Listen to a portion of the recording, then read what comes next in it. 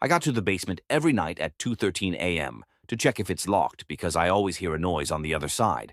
I wake up every night at 2:13 a.m. I don't need an alarm. My body just knows.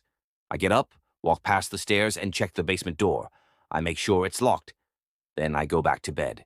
It started 6 months ago. The house was quiet then, too. My wife had just left with our boy. She said I needed rest, said I looked hollow. Maybe I did. I told her I was fine. I told her I'd be better once the noises stopped.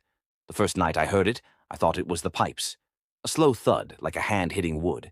Then two more, softer, slower. I checked the basement and found nothing.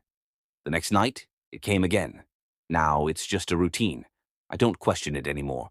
I hear the first knock. I get up. I check the lock. I wait for silence.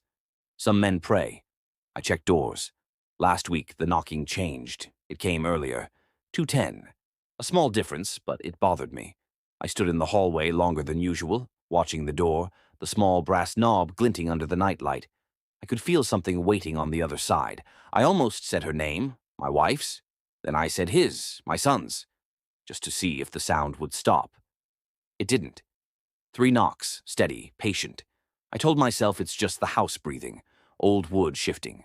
But houses don't know your name. Tonight I stayed sitting at the table instead of going back to bed. I kept the hallway light off. The clock turned 2:13. Right on time.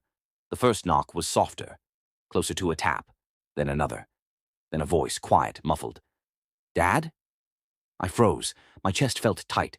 The voice was small, tired. It sounded just like him. I stood up and took one step forward. The floor creaked. "Dad, it's cold down here." I wanted to believe it. I really did. But the voice came from too low, too deep. It carried through the wood, not air. My hand was on the lock when I realized it wasn't shaking anymore. I was calm. The voice on the other side started whispering faster, begging, then laughing. I turned the key once, firm. The sound stopped. I leaned my head against the door and whispered, "Go to bed, son." The silence after felt thick, like the house was holding its breath with me. I went back to bed and waited for morning.